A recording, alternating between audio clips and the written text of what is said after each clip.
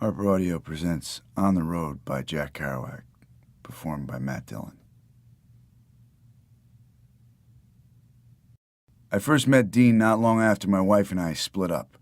I'd just gotten over a serious illness that I won't bother to talk about, except that it had something to do with the miserably weary split up and my feeling that everything was dead. With the coming of Dean Moriarty began the part of my life you could call my life on the road. Before that, I'd often dreamed of going west to see the country, always vaguely planning and never taking off. Dean is the perfect guy for the road because he actually was born on the road, when his parents were passing through Salt Lake City in 1926 in a jalopy on their way to Los Angeles.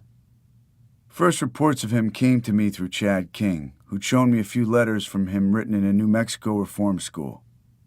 I was tremendously interested in the letters because they so naively and sweetly asked Chad to teach him all about Nietzsche and all the wonderful intellectual things that Chad knew. At one point, Carlo and I talked about the letters and wondered if we'd ever meet the strange Dean Moriarty. This is all far back when Dean was not the way he is today, when he was a young jail kid shrouded in mystery. Then news came that Dean was out of reform school and was coming to New York for the first time. Also, there was talk that he'd just married a girl called Mary Lou. One day I was hanging around the campus, and Chad and Tim Gray told me Dean was staying in a cold water pad in East Harlem, the Spanish Harlem. Dean had arrived the night before, the first time in New York, with his beautiful little sharp chick Mary Lou. They got off the Greyhound bus at 50th Street and cut around the corner looking for a place to eat, and went right in Hector's. And since then, Hector's Cafeteria has always been a big symbol of New York for Dean. They spent money on beautiful big glazed cakes and cream puffs. All this time, Dean was telling Mary Lou things like this.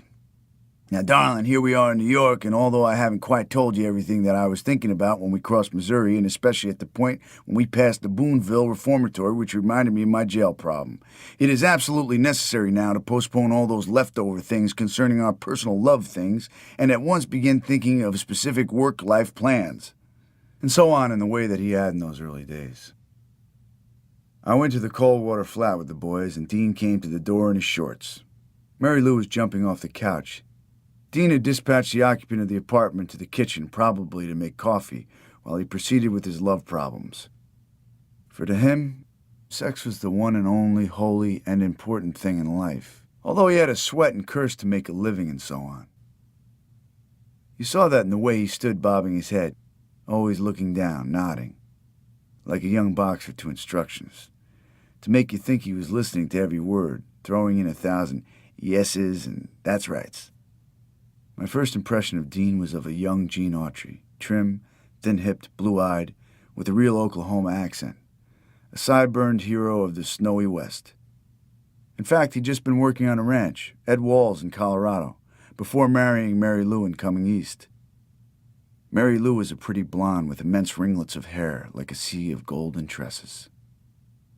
She sat there on the edge of the couch with her hands hanging in her lap, and her smoky blue country eyes fixed in a wide stare because she was in an evil gray New York pad that she'd heard about back west, and waiting like a long-bodied, emaciated Modigliani surrealist woman in a serious room. But outside of being a sweet little girl, she was awfully dumb and capable of doing horrible things. That night we all drank beer and pulled wrists and talked till dawn. And in the morning, while we sat around dumbly smoking butts from ashtrays in the gray light of a gloomy day, Dean got up nervously, paced around, thinking, and decided the thing to do was to have Mary Lou make breakfast and sweep the floor. In other words, we got to get on the ball, darling. What I'm saying, otherwise it'll be fluctuating in lack of true knowledge or crystallization of our plans. Then I went away. During the following week, he confided in Chad King that he absolutely had to learn how to write from him. Chad said I was a writer and he should come to me for advice.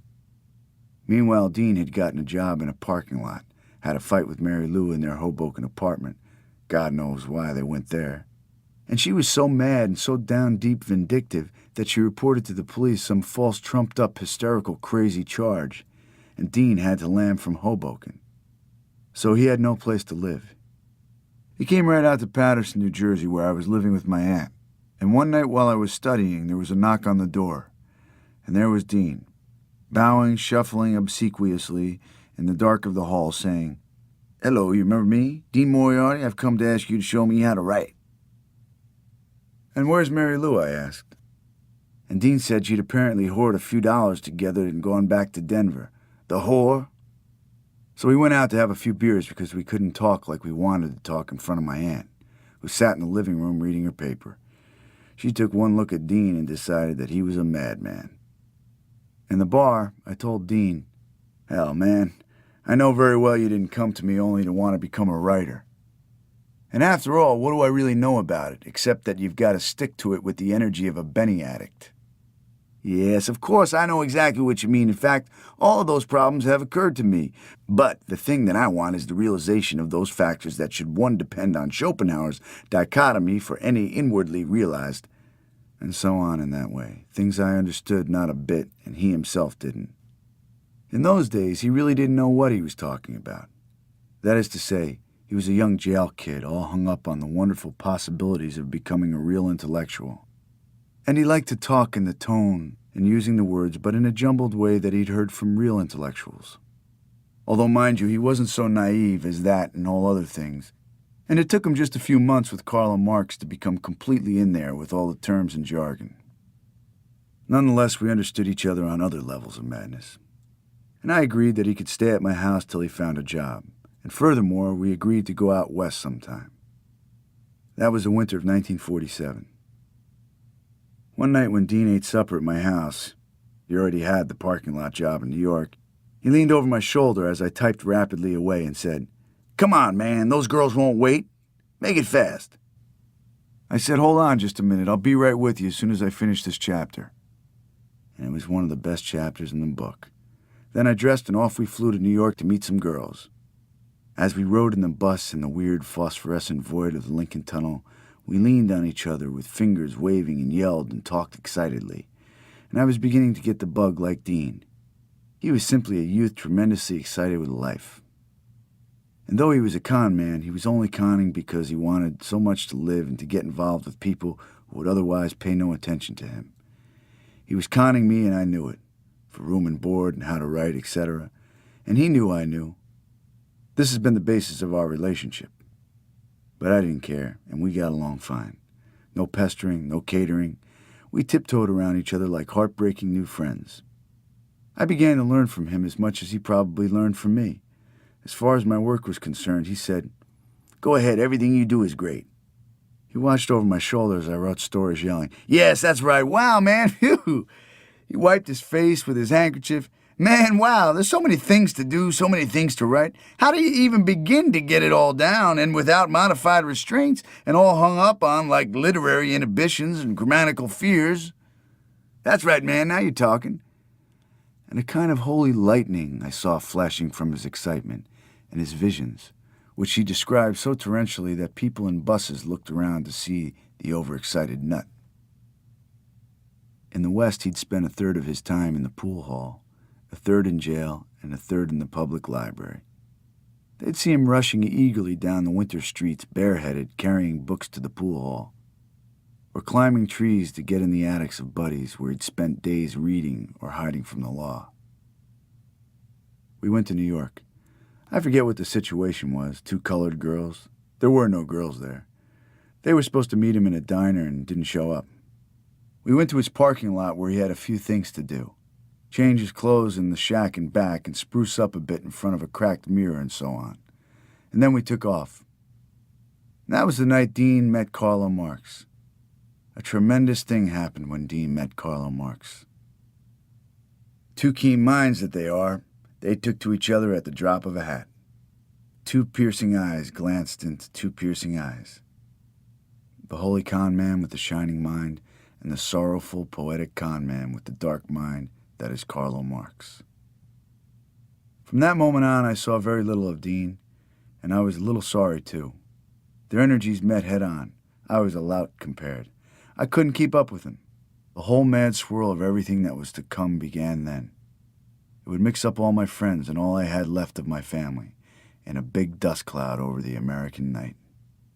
Carlo told him of old Bull Lee, Elmer Hassel, Jane, Lee in Texas growing weed, Hassel on Rikers Island, Jane wandering on Times Square in a Benzedrine hallucination, with her baby girl in her arms and ending up in Bellevue. And Dean told Carlo of unknown people in the West like Tommy Snark, the club-footed pool hall rotation shark and card player and queer saint. He told him of Roy Johnson, Big Ed Dunkel, his boyhood buddies, his street buddies, his innumerable girls and sex parties and pornographic pictures, his heroes, heroines, adventures. They rushed down the street together, digging everything in the early way they had, which later became so much sadder and perceptive and blank. But then they danced down the street like dingle-dotties, and I shambled after, as I've been doing all my life, after people who interest me, because the only people for me are the mad ones, the ones who are mad to live, mad to talk, mad to be saved, desirous of everything at the same time, the ones who never yawn or say a commonplace thing, but burn, burn, burn, like fabulous yellow Roman candles exploding like spiders across the stars, and in the middle you see the blue center light pop, and everybody goes, ah. What did they call such young people in Goethe's Germany? Wanting dearly to learn how to write like Carlo. The first thing you know, Dean was attacking him with a great amorous soul, such as only a con man can have. Now, Carlo, let me speak. Here's what I'm saying. I didn't see them for about 2 weeks, during which time they cemented their relationship to fiendish all-day, all-night talk proportions. Then came spring, the great time of traveling, and everybody in the scattered gang was getting ready to take one trip or another. I was busily at work on my novel, and when I came to the halfway mark, after a trip down south with my aunt to visit my brother Rocco, I got ready to travel west for the very first time. Dean had already left. Carlo and I saw him off at the 34th Street Greyhound station. Upstairs they had a place where you could make pictures for a quarter. Carlo took off his glasses and looked sinister. Dean made a profile shot and looked coyly around. I took a straight picture that made me look like a 30-year-old Italian who'd kill anybody who said anything against his mother. This picture Carlo and Dean neatly cut down the middle with a razor and saved a half each in their wallets. Dean was wearing a real Western business suit for his big trip back to Denver. He'd finished his first fling in New York. I say fling, but he only worked like a dog in parking lots. The most fantastic parking lot attendant in the world.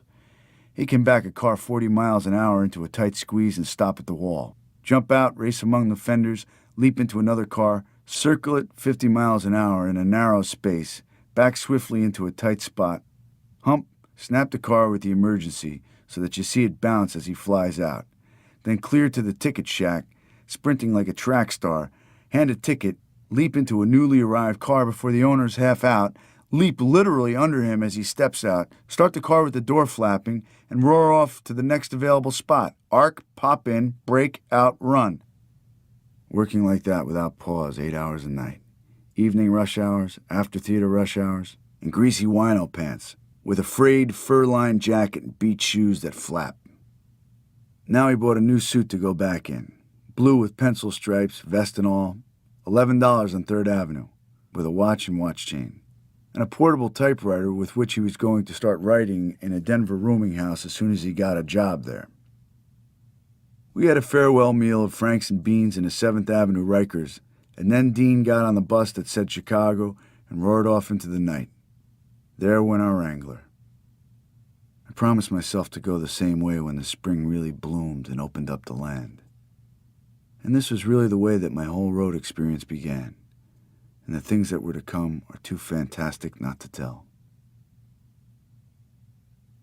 Yes, and it wasn't only because I was a writer and needed new experiences that I wanted to know Dean more, and because my life hanging around the campus had reached the completion of its cycle and was stultified, but because, somehow in spite of our difference in character, he reminded me of some long-lost brother.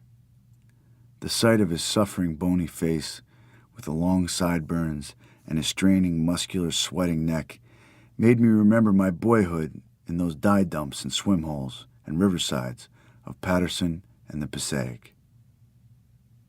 His dirty work clothes clung to him so gracefully, as though you couldn't buy a better fit from a custom tailor, but only earn it from the natural tailor of natural joy, as Dean had in his stresses. And in his excited way of speaking, I heard again the voices of old companions and brothers under the bridge, among the motorcycles, along the wash-line neighborhood and drowsy doorsteps of afternoon, where boys played guitars while their older brothers worked in the mills. All my other current friends were intellectuals. Chad, the Nietzschean anthropologist, Karl Marx and his nutty, surrealist, low-voiced, serious, staring talk, Old Bull Lee and his critical, anti-everything drawl. Or else they were slinking criminals like Elmer Hassel, with that hip sneer, Jane Lee the same, sprawled on the oriental cover of her couch, sniffing at the New Yorker. But Dean's intelligence was every bit as formal and shining and complete, without the tedious intellectualness, and his criminality was not something that sulked and sneered. It was a wild, yea-saying overburst of American joy. It was Western, the West Wind, an ode from the plains, something new, long prophesied, long a-coming. He only stole cars for joyrides. Besides, all my New York friends were in the negative nightmare position of putting down society and giving their tired bookish or political or psychoanalytical reasons. But Dean just raced in society, eager for bread and love. He didn't care one way or the other. So long as I can get that little old gal with that little something down there between her legs, boy. And so long as we can eat, son. You hear me? I'm hungry. I'm starving. Let's eat right now. And off we'd rush to eat, whereof, as saith Ecclesiastes, it is your portion under the sun. A Western kinsman of the sun, Dean. Although my aunt warned me that he would get me into trouble. I could hear a new call and see a new horizon and believe it at my young age. And a little bit of trouble, or even Dean's eventual rejection of me as a buddy, putting me down, as he would later, on starving sidewalks and sick beds. What did it matter? I was a young writer, and I wanted to take off. Somewhere along the line, I knew there'd be girls, visions, everything. Somewhere along the line, the pearl would be handed to me. In the month of July 1947, having saved about $50 from old veteran benefits, I was ready to go to the West Coast. My friend Remy Bonker had written me a letter from San Francisco, saying I should come and ship out with him on an around-the-world liner. He swore he could get me into the engine room. I wrote back and said I'd be satisfied with any old freighters so long as I could take a few long Pacific trips and come back with enough money to support myself and my aunt's house while I finished my book. He said he had a shack in Mill City and I would have all the time in the world to write there while we went through the rigmarole of getting the ship. He was living with a girl called Leanne. He said she was a marvelous cook and everything would jump. Remy was an old prep school friend, a Frenchman brought up in Paris, and a really mad guy. I didn't know how mad at this time. So he expected me to arrive in 10 days. My aunt was all in accord with my trip to the West. She said it would do me good. I'd been working so hard all winter and staying in too much. She even didn't complain when I told her I'd have to hitchhike some. All she wanted was for me to come back in one piece. So leaving my big half manuscript sitting on top of my desk, folding back my comfortable home sheets for the last time one morning, I left with my canvas bag in which a few fundamental things were packed and took off for the Pacific Ocean with $50 in my pocket. I'd been poring over maps of the United States in Patterson for months, even reading books about the pioneers and savoring names like Platt and Cimarron and so on. And on the road map was one long red line called Route 6 that led from the tip of Cape Cod clear to Ely, Nevada, and there dipped down to Los Angeles. I'll just stay on 6 all the way to Ely, I said to myself, and confidently started. To get to 6, I had to go up to Bear Mountain, filled with dreams of what I'd do in Chicago, in Denver, and then finally in San Fran. I took the 7th Avenue subway to the end of the line at 242nd Street, and there took a trolley into Yonkers. In downtown Yonkers, I transferred to an outgoing trolley and went to the city limits to the east bank of the Hudson River. If you drop a rose in the Hudson River at its mysterious source in the Adirondacks, think of all the places it journeys by as it goes out to sea forever. Think of that wonderful Hudson Valley. I started hitching up the thing, 5 scattered rides took me to the desired Bear Mountain Bridge, where Route 6 arched in from New England. It began to rain in torrents when I was let off there. It was mountainous. Route 6 came over the river, wound around a traffic circle, and disappeared into the wilderness. Not only was there no traffic, but the rain came down in buckets and I had no shelter. I had to run under some pines to take cover. This did no good. I began crying and swearing and socking myself in the head for being such a damn fool. I was 40 miles north of New York. All the way up, I'd been worried about the fact that on this, my big opening day, I was only moving north instead of the so longed for west. Now I was stuck on my northernmost hang-up. I ran a quarter of a mile to an abandoned cute English-style filling station and stood under the dripping eaves. High up over my head, the great hairy Bear Mountain sent down thunderclaps that put the fear of God in me. All I could see were smoky trees and dismal wilderness rising to the skies. What the hell am I doing up here? I cursed. I cried for Chicago. Even now they're all having a big time. They're doing this. I'm not there. When will I get there? And so on. Finally, a car stopped at the empty filling station. The man and the 2 women in it wanted to study a map. I stepped right up and gestured in the rain. They consulted. I looked like a maniac, of course, with my hair all wet, my shoes sopping. My shoes, damn fool that I am, were Mexican huaraches. Plant-like sieves not fit for the rainy night of America and the raw road night. But the people let me in and rode me north to Newburgh, which I accepted as a better alternative than being trapped in the Bear Mountain wilderness all night. Besides, said the man, there's no traffic passes through 6. If you want to go to Chicago, you do better going across the Holland Tunnel in New York and head for Pittsburgh. And I knew he was right. It was my dream that screwed up. The stupid hearthside idea that it would be wonderful to follow one great red line across America instead of trying various roads and routes. In Newburgh, it had stopped raining. I walked down to the river, and I had to ride back to New York in a bus with a delegation of school teachers coming back from a weekend in the mountains. Chatter, chatter, blah, blah. And me swearing for all the time and the money I'd wasted, and telling myself I wanted to go west, and here I've been all day and into the night going up and down, north and south, like something that can't get started. And I swore I'd be in Chicago tomorrow, and made sure of that, taking a bus to Chicago, spending most of my money, and didn't give a damn, just as long as I'd be in Chicago tomorrow. It was an ordinary bus trip with crying babies and hot sun and country folk getting on at one pen town after another, till we got on the plain of Ohio and really rolled, up by Ashtabula and straight across Indiana in the night. I arrived in Chi quite early in the morning, got a room in the Y, and went to bed with a very few dollars in my pocket. I dug Chicago after a good day's sleep. The wind from Lake Michigan, bop at the Loop, long walks around South Halsted and North Clark, and one long walk after midnight into the jungles, where a cruising car followed me as a suspicious character. At this time, 1947, bop was going like mad all over America. The fellows at the Loop blew, but with a tired air, because bop was somewhere between its Charlie Parker ornithology period and another period that began with Miles Davis. And as I sat there listening to that sound of the night, which bop has come to represent for all of us, I thought of all my friends from one end of the country to the other, and how they were really all in the same vast backyard doing something so frantic and rushing about. And for the first time in my life, the following afternoon, I went into the West. It was a warm and beautiful day for hitchhiking. To get out of the impossible complexities of Chicago traffic, I took a bus to Joliet, Illinois. Went by the Joliet Pen, stationed myself just outside town after a walk through its leafy, rickety streets behind, and pointed my way, all the way from New York to Joliet by bus, and I had spent more than half my money. My first ride was a dynamite truck with a red flag.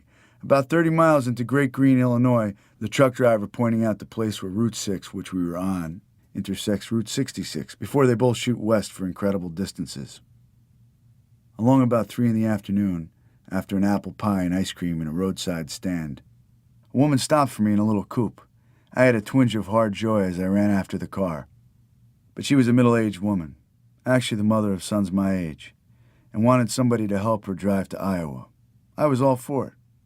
Iowa, not so far from Denver. And once I got to Denver, I could relax.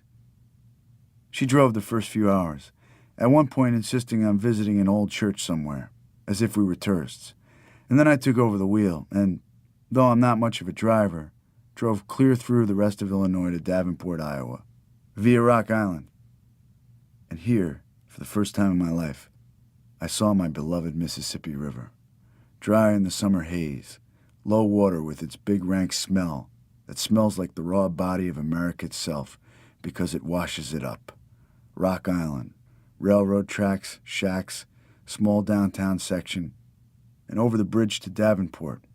Same kind of town, all smelling of sawdust in the warm Midwest sun. Here the lady had to go on to her Iowa hometown, and I got out. The sun was going down. I walked after a few cold beers to the edge of town, and it was a long walk. All the men were driving home from work, wearing railroad hats, baseball hats, all kinds of hats, just like after work in any town anywhere. One of them gave me a ride up the hill and left me at a lonely crossroads on the edge of the prairie. It was beautiful there. The only cars that came by were farmer cars. They gave me suspicious looks. They clanked along. The cows were coming home. Not a truck. A few cars zipped by. A hot rod kid came by with his scarf flying. The sun went all the way down, and I was standing in the purple darkness. Now I was scared. There weren't even any lights in the Iowa countryside. In a minute, nobody would be able to see me. Luckily, a man going back to Davenport gave me a lift downtown. But I was right where I started from. I went to sit in the bus station and think this over. I ate another apple pie and ice cream. That's practically all I ate all the way across the country. I knew it was nutritious and it was delicious, of course. I decided to gamble. I took a bus in downtown Davenport after spending half an hour watching a waitress in a bus station cafe and rode to the city limits, but this time near the gas stations. Here, the big trucks roared. Wham! And inside 2 minutes, one of them cranked to a stop for me. I ran for it with my soul whoopieing. And what a driver!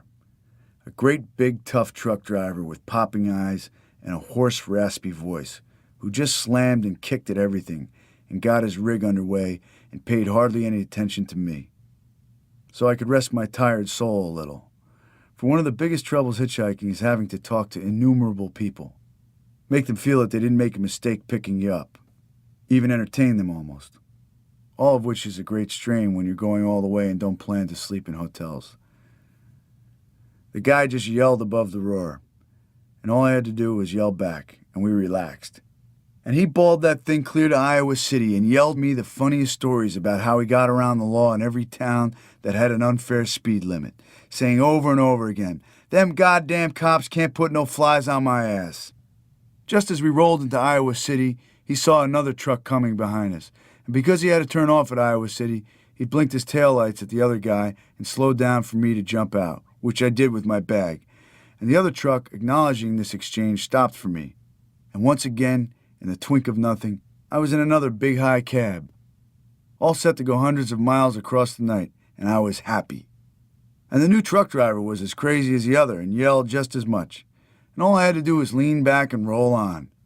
Now I could see Denver looming ahead of me like the promised land, way out there beneath the stars, across the prairie of Iowa and the plains of Nebraska. And I could see the greater vision of San Francisco beyond, like jewels in the night. He bawled to Jack and told stories for a couple of hours. Then, at a town in Iowa where years later Dean and I were stopped on suspicion in what looked like a stolen Cadillac, he slept a few hours in the seat.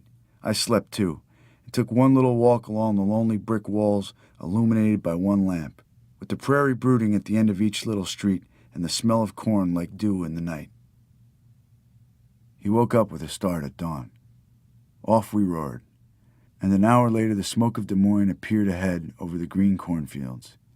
He had to eat his breakfast now and wanted to take it easy, so I went right on into Des Moines, about 4 miles, hitching a ride with 2 boys from the University of Iowa.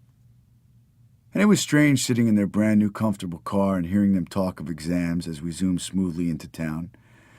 Now I wanted to sleep a whole day, So I went to the Y to get a room. They didn't have any. And by instinct, I wandered down to the railroad tracks, and there's a lot of them in Des Moines, and wound up in a gloomy old Plains Inn of a hotel by the locomotive roundhouse, and spent a long day sleeping on a big, clean, hard white bed with dirty remarks carved in the wall beside my pillow, and the beet yellow window shades pulled over the smoky scene of the rail yards. I woke up as the sun was reddening, and that was the one distinct time in my life, the strangest moment of all, when I didn't know who I was. I was far away from home, haunted and tired with travel, in a cheap hotel room I'd never seen, hearing the hiss of steam outside and the creak of the old wood of the hotel, and footsteps upstairs, and all the sad sounds. And I looked at the cracked high ceiling and really didn't know who I was for about 15 strange seconds. I wasn't scared. I was just somebody else, some stranger, and my whole life was a haunted life, the life of a ghost. I was halfway across America, at the dividing line between the east of my youth and the west of my future. And maybe that's why it happened right there and then, that strange red afternoon. But I had to get going and stop moaning, so I picked up my bag, said so long to the old hotel keeper sitting by his spittoon, and went to eat. I ate apple pie and ice cream. It was getting better as I got deeper into Iowa, the pie bigger, the ice cream richer. There were the most beautiful bevies of girls everywhere I looked in Des Moines that afternoon. They were coming home from high school. But I had no time for thoughts like that and promised myself a ball in Denver. Carla Marx was already in Denver. Dean was there. Chad King and Tim Gray were there. It was their hometown. Mary Lou was there. And there was mention of a mighty gang including Ray Rollins and his beautiful blonde sister, Babe Rollins. 2 waitresses Dean knew, the Bentoncourt sisters, and even Roland Major, my old college writing buddy, was there. I looked forward to all of them with joy and anticipation. So I rushed past the pretty girls, and the prettiest girls in the world live in Des Moines. A guy with a kind of tool shack on wheels, a truck full of tools that he drove standing up like a modern milkman, gave me a ride up the long hill, where I immediately got a ride from a farmer and his son heading out for Adel in Iowa. In this town, under a big elm tree near a gas station, I made the acquaintance of another hitchhiker, a typical New Yorker, an Irishman who'd been driving a truck for the post office most of his work years and was now headed for a girl in Denver and a new life. I think he was running away from something in New York, the law most likely. He was a real red-nosed young drunk of 30 and would have bored me ordinarily, except that my senses were sharp for any kind of human friendship. He wore a beat sweater and baggy pants and had nothing with him in the way of a bag, just a toothbrush and handkerchiefs. He said we ought to hitch together. I should have said no because he looked pretty awful on the road, but we stuck together and got a ride with the taciturn man to Stewart, Iowa, a town in which we were really stranded. We stood in front of the railroad ticket shack in Stewart, waiting for the westbound traffic till the sun went down, a good 5 hours, dawdling away the time, at first telling about ourselves, then he told dirty stories. Then we just kicked pebbles and made goofy noises of one kind and another. We got bored. I decided to spend $1 on a beer. We went to an old saloon in Stewart and had a few. There he got as drunk as he ever did in his 9th Avenue night back home, and yelled joyously in my ear all the sordid dreams of his life. I kind of liked him, not because he was a good sort as he later proved to be, but because he was enthusiastic about things. We got back on the road in the darkness, and of course nobody stopped and nobody came by much. That went on till 3 o'clock in the morning. We spent some time trying to sleep on the bench at the railroad ticket office, but the telegraph clicked all night and we couldn't sleep. And big freights were slamming around outside. We didn't know how to hop a proper chain gang. We'd never done it before. We didn't know whether they were going east or west or how to find out, or what boxcars and flats and de-iced reefers to pick, and so on. So when the Omaha bus came through just before dawn, we hopped on it and joined the sleeping passengers. I paid for his fare as well as mine. His name was Eddie. He reminded me of my cousin-in-law from the Bronx. That's why I stuck with him. It was like having an old friend along, a smiling, good-natured sort to goof along with. We arrived at Council Bluffs at dawn. I looked out. All winter I'd been reading of the great wagon parties that held council there before hitting the Oregon and Santa Fe trails. And of course now it was only cute suburban cottages of one damn kind and another. all laid out in the dismal gray dawn. Then Omaha, and by God, the first cowboy I saw, walking along the bleak walls of the wholesale meat warehouses in a 10-gallon hat and Texas boots. Looked like any beat character of the brick-walled dawns of the East except for the get-up. We got off the bus and walked clear up the hill, the long hill formed over the millenniums by the mighty Missouri, alongside of which Omaha is built, and got out to the country and stuck our thumbs out. We got a brief ride from a wealthy rancher in a 10-gallon hat who said the Valley of the Platte was as great as the Nile Valley of Egypt. And as he said so, I saw the great trees in the distance that snaked with the riverbed and the great verdant fields around it, and almost agreed with him. Then as we were standing at another crossroads, and it was starting to get cloudy, another cowboy, this one 6 feet tall, in a modest half-gallon hat, called us over and wanted to know if either one of us could drive. Of course Eddie could drive, and he had a license, and I didn't. Cowboy had 2 cars with him that he was driving back to Montana. His wife was at Grand Island, and he wanted us to drive one of the cars there, where she'd take over. At that point, he was going north, and that would be the limit of our ride with him. But it was a good 100 miles into Nebraska, and of course we jumped for it. Eddie drove alone, the cowboy and myself following. And no sooner were we out of town than Eddie started to bawl that Jack 90 miles an hour out of sheer exuberance. "Damn me, what's that boy doing now?" the cowboy shouted, and took off after him. It began to be like a race. For a minute I thought Eddie was trying to get away with the car, and for all I know that's what he meant to do. But the cowboy stuck to him and caught up with him and tooted the horn. Eddie slowed down. The cowboy tooted to stop. "Damn, boy, you're liable to get a flat going that speed. Can't you drive a little slower?" "Well, I'll be damned. Was I really going 90, said Eddie. "I didn't realize it on this smooth road." "Just take it easy and we'll all get to Grand Island in one piece." "Sure thing." And we resumed our journey. Eddie had calmed down and probably even got sleepy. So we drove 100 miles across Nebraska, following the winding Platte with its verdant fields. "During the Depression," said the cowboy to me, "I used to hop freights at least once a month. In those days you'd see hundreds of men riding in a flat car or in a boxcar, and they weren't just bums, they were all kinds of men, out of work and going from one place to another, and some of them just wandering. It was like that all over the West. Brakemen never bothered you in those days. I don't know about today. Nebraska I ain't got no use for. Why, in the middle 1930s, this place wasn't nothing but a big dust of cloud as far as the eye could see. You couldn't breathe. The ground was black. I was here in those days. They can give Nebraska back to the Indians as far as I'm concerned. I hate this damn place more than any place in the world.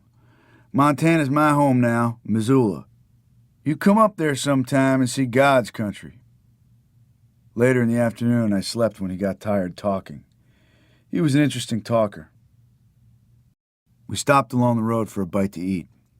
The cowboy went off to have a spare tire patched, and Eddie and I sat down in a kind of homemade diner.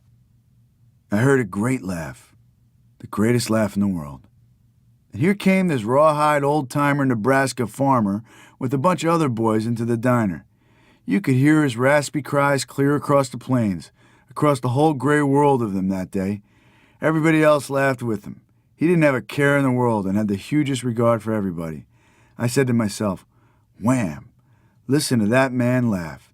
That's the West." He came booming into the diner, calling Ma's name, and she made the sweetest cherry pie in Nebraska. I had some with a mountainous scoop of ice cream on top. "Ma, rustle me up some grub before I have to start eating myself raw or some damn silly idea like that." And he threw himself on a stool and went, "Ha, ha, ha, ha, ha. And throw some beans in it." It was the spirit of the West sitting right next to me. I wished I knew his whole raw life and what the hell he'd been doing all these years besides laughing and yelling like that. "Hooey," I told my soul, and the cowboy came back and off we went to Grand Island. We got there in no time flat. He went to fetch his wife and off to whatever fate awaited him, and Eddie and I resumed on the road. We got a ride from a couple of young fellows, wranglers, teenagers, country boys, and a put-together jalopy, and were left off somewhere up the line in a thin drizzle of rain. Then an old man who said nothing, and God knows why he picked us up, took us to Shelton. Here Eddie stood forlornly in the road in front of a staring bunch of short, squat Omaha Indians who had nowhere to go and nothing to do. Across the road was a railroad track and the water tank saying Shelton. "Damn me," said Eddie with amazement. "I've been in this town before. It was years ago during the war at night, late at night when everybody was sleeping. I went out on the platform to smoke, and there he was in the middle of nowhere, and black as hell. And I look up and I see that name Shelton written on the water tank, bound for the Pacific. Everybody snoring. Every damn dumb sucker. And we only stayed a few minutes stoking up or something, and off we went. Damn me, this Shelton, I hated this place ever since." And we were stuck in Shelton. As in Davenport, Iowa, somehow all the cars were farmer cars. And once in a while a tourist car, which is worse, with old men driving and their wives pointing out the sights or poring over maps and sitting back looking at everything with suspicious faces. The drizzle increased and Eddie got cold. He had very little clothing. I fished a wool-plaid shirt from my canvas bag and he put it on. He felt a little better. I had a cold. I bought cough drops in a rickety Indian store of some kind. I went to the little 2x4 post office and wrote my aunt a penny postcard. We went back to the gray road. There she was in front of us, Shelton, written on the water tank. The Rock Island bowled by. We saw the faces of Pullman passengers go by in a blur. The train howled off across the plains in the direction of our desires. It started to rain harder. A tall, lanky fellow in a gallon hat stopped his car on the wrong side of the road and came over to us. He looked like a sheriff. We prepared our stories secretly. He took his time coming over. "You boys going to get somewhere, or just going?" We didn't understand his question, and it was a damn good question. "Why?" we said. "Well, I own a little carnival that's pitched a few miles down the road, and I'm looking for some old boys willing to work and make a buck for themselves. I got a roulette concession and a wooden ring concession. You know, the kind you throw around dolls and take your luck. You boys want to work for me? You can get 30% of the take. Room and board? You can get a bed but no food. You have to eat in town. We travel some." We thought it over. "It's a good opportunity," he said, and waited patiently for us to make up our minds. We felt silly and didn't know what to say, and I for one didn't want to get hung up with the carnival. I was in such a bloody hurry to get to the gang in Denver. I said, "I don't know. I'm going as fast as I can and I don't think I have the time." Eddie said the same thing, and the old man waved his hand and casually sauntered back to his car and drove off, and that was that. We laughed about it a while and speculated about what it would have been like. I had visions of a dark and dusty night on the plains and the faces of Nebraska families wandering by, with their rosy children looking at everything with awe. And I know I would have felt like the devil himself rooking them with all those cheap carnival tricks. And the Ferris wheel revolving in the flatlands darkness, and God Almighty, the sad music of the merry-go-round, and me wanting to get on to my goal. And sleeping in some gilt wagon on a bed of burlap. Eddie turned out to be a pretty absent-minded pal of the road. A funny old contraption rolled by, driven by an old man. It was made of some kind of aluminum, square as a box, a trailer, no doubt, but a weird, crazy Nebraska homemade trailer. He was going very slow and stopped. We rushed up. He said he could only take one. Without a word, Eddie jumped in and slowly rattled from my sight. I'm wearing my wool-plaid shirt. Well, alack-a-day, I kissed the shirt goodbye. It had only sentimental value in any case. I waited in our personal god-awful Shelton for a long, long time, several hours, and I kept thinking it was getting night. Actually, it was only early afternoon, but dark. Denver. How would I ever get to Denver? I was just about giving up and planning to sit over coffee when a fairly new car stopped, driven by a young guy. I ran like mad. Where are you going? Denver. Well, I can take you 100 miles up the line. Grand, you saved my life. I used to hitchhike myself, that's why I always pick up a fellow. I would too if I had a car.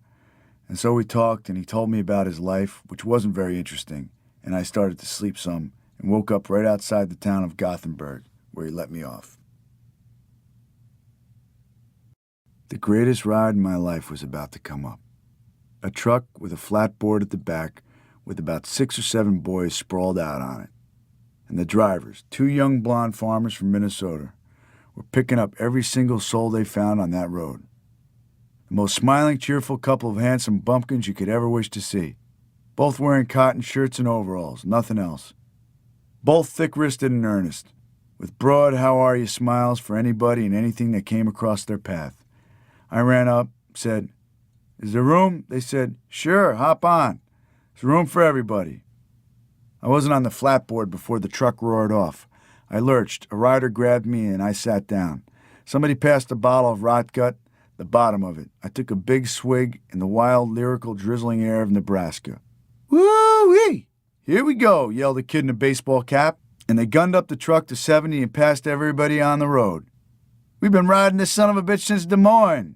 These guys never stop. Every now and then you have to yell for a piss call, otherwise you have to piss off the air. And hang on, brother, hang on." I looked at the company. There were 2 young farmer boys from North Dakota in red baseball caps, which is the standard North Dakota farm boy hat, and they were headed for the harvests. Their old men had given them leave to hit the road for a summer. There were 2 young city boys from Columbus, Ohio, high school football players chewing gum, winking, singing in the breeze. They said they were hitchhiking around the United States for the summer. "We're going to L.A., they yelled. "What are you going to do there?" "Hell, we don't know. Who cares?" Then there was a tall, slim fellow who had a sneaky look. "Where are you from?" I asked. I was lying next to him on the platform. You couldn't sit without bouncing off. It had no rails. And he turned slowly to me, opened his mouth, and said, "Montana." Finally, there was Mississippi Gene in his charge. Mississippi Gene was a little dark guy who rode freight trains around the country. A 30-year-old hobo, but with a youthful look so you couldn't tell exactly what age he was. And he sat on the boards cross-legged, looking out over the fields, without saying anything for hundreds of miles. And finally, at one point, he turned to me and said, "Where are you headed?" I said, "Denver." "I got a sister there, but I ain't seed her for several couple years." His language was melodious and slow. He was patient. His charge was a 16-year-old tall blonde kid, also in hobo rags. That is to say, they wore old clothes that had been turned black by the soot of the railroads and the dirt of boxcars, and sleeping on the ground. The blonde kid was also quiet, and he seemed to be running away from something. And it figured to be the law the way he looked straight ahead and wet his lips in worried thought. Montana Slim spoke to them occasionally with a sardonic and insinuating smile. They paid no attention to him. Slim was all insinuation. I was afraid of his long, goofy grin that he opened up straight in your face and held there half moronically. "You got any money?" he said to me. "Hell no, maybe enough for a pint of whiskey till I get to Denver. What about you?" "I know where I can get some." "Where?" "Anywhere. You can always follow a man down an alley, can't you?" "Yeah, I guess you can." "I ain't beyond doing it when I really need some dough. Headed up to Montana to see my father. I have to get off this rig at Cheyenne and move up some other way. These crazy boys are going to Los Angeles. Straight? All the way. If you want to go to L.A., you got to ride." I mulled this over. The thought of zooming all night across Nebraska, Wyoming, and the Utah desert in the morning, and then most likely the Nevada desert in the afternoon, and actually arriving in Los Angeles within a foreseeable space of time, almost made me change my plans. But I had to go to Denver. I'd have to get off at Cheyenne, too, and hitch south 90 miles to Denver. I was glad when the 2 Minnesota farm boys who owned the truck decided to stop in North Platte and eat. I wanted to have a look at them. They came out of the cab and smiled at all of us. "Piss call," said one. "Time to eat," said the other. But they were the only ones in the party who had money to buy food. We all shambled after them to a restaurant run by a bunch of women, and sat around over hamburgers and coffee while they wrapped away enormous meals just as if they were back in their mother's kitchen. They were brothers. They were transporting farm machinery from Los Angeles to Minnesota and making good money at it. So on their trip to the coast empty, they picked up everybody on the road. They'd done this about 5 times now. They were having a hell of a time. They liked everything. They They never stopped smiling. I tried to talk to them, a kind of dumb attempt on my part to befriend the captains of our ship, and the only responses I got were 2 sunny smiles and large white corn-fed teeth. Everybody had joined them in the restaurant except the 2 hobo kids, Gene and his boy. When we all got back, they were still sitting in the truck, forlorn and disconsolate. Now the darkness was falling. The drivers had a smoke. I jumped at the chance to go buy a bottle of whiskey to keep warm in the rushing cold air of night. They smiled when I told them. "Go ahead, hurry up." "You can have a couple of shots," I reassured them. "Oh no, we never drink. Go ahead." Montana Slim and the 2 high school boys wandered the streets of North Platte with me till I found a whiskey store. They chipped in some, and Slim some, and I bought a 5th. Tall, sullen men watched us go by from false front buildings. The main street was lined with square box houses. There were immense vistas of plains beyond every sad street. I felt something different in the air in North Platte. I didn't know what it was. In 5 minutes I did. We got back on the truck and roared off. It got dark quickly. We all had a shot, and suddenly I looked.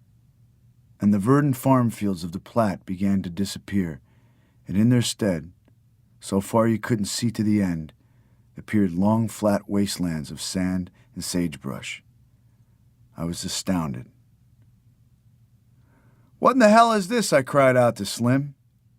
"This is the beginning of the rangelands, boy. Hand me another drink." "Whoopee!"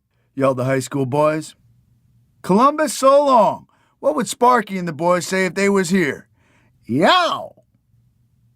The drivers had switched up front. The fresh brother was gunning the truck to the limit. The road changed too. Humpy in the middle with soft shoulders and a ditch on both sides about 4 feet deep, so that the truck bounced and teetered from one side of the road to the other. Miraculously, only when there were no cars coming the opposite way, and I thought we'd all take a somersault. But they were tremendous drivers. How that truck disposed of the Nebraska nub, the nub that sticks out over Colorado, and soon I realized I was actually at last over Colorado, though not officially in it, but looking southwest toward Denver itself, a few hundred miles away. I yelled for joy. We passed the bottle. The great blazing stars came out. The far receding sandhills got dim. I felt like an arrow that could shoot out all the way. And suddenly, Mississippi Gene turned to me from his cross-legged patient reverie and opened his mouth and leaned close and said, "These plains put me in the mind of Texas." "Are you from Texas?" "No, sir. I'm from Greenville, Mississippi." And that was the way he said it. "Where's that kid from?" "He got into some kind of trouble back in Mississippi, so I offered to help him out. Boy's never been out on his own. I take care of him as best I can. He's only a child." Although Gene was white, there was something of the wise and tired old Negro in him. Something very much like Elmer Hassel, the New York dope addict, in him. But a railroad Hassel, a traveling epic Hassel, crossing and recrossing the country every year, south in the winter, north in the summer, and only because he had no place he could stay in without getting tired of it, and because there was nowhere to go but everywhere. Keep rolling under the stars, generally the western stars. "I've been to Ogden a couple times. If you want to ride to Ogden, I got some friends there we could hole up with." "I'm going to Denver from Cheyenne." "Hell, go right straight there. You don't get a ride like this every day." This, too, was a tempting offer. What was in Ogden? "What's Ogden?" I said. "It's the place where most of the boys pass through, always meet there. You're liable to see anybody there." In my early days, I'd been to sea with a tall, raw-boned fellow from Louisiana called Big Slim Hazard, William Holmes Hazard, who was hobo by choice. And when the hobo went off down the road, the little boy had said, "Ma, what is that fellow?" "Why, that's a hobo." "Ma, I want to be a hobo someday." "Shut your mouth. That's not for the lack of the hazards."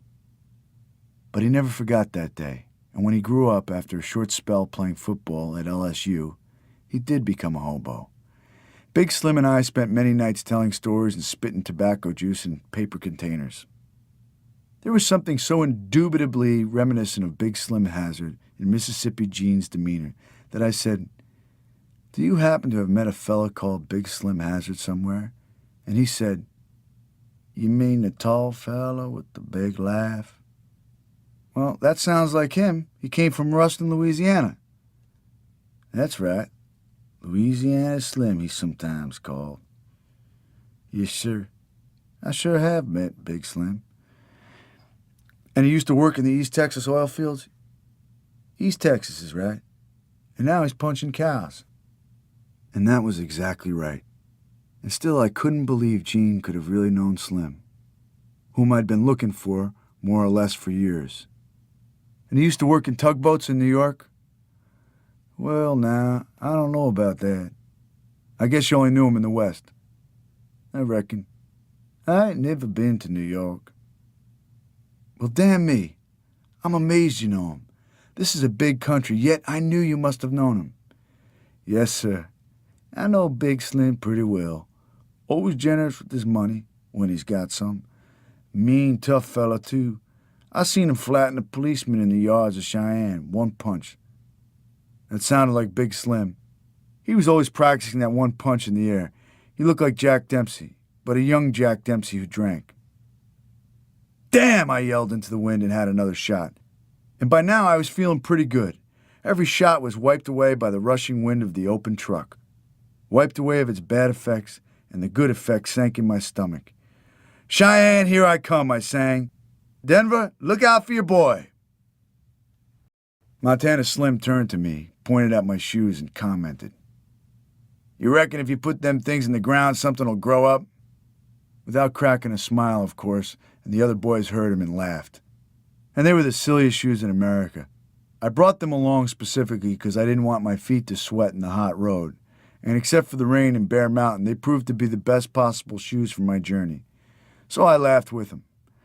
And the shoes were pretty ragged by now, the bits of colored leather sticking up like pieces of fresh pineapple, and my toes showing through. Well, we had another shot and laughed.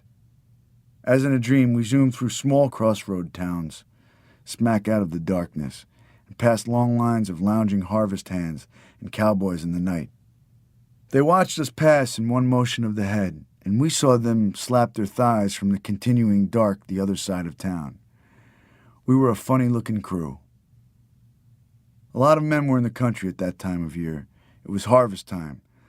The Dakota boys were fidgeting. "I think we'll get off at the next piss call. Seems like there's a lot of work around here." "All you gotta do is move north when it's over here," counseled Montana Slim. "And just follow the harvest till you get to Canada." The boys nodded vaguely. They didn't take much stock in his advice. Meanwhile, the blond young fugitive sat the same way.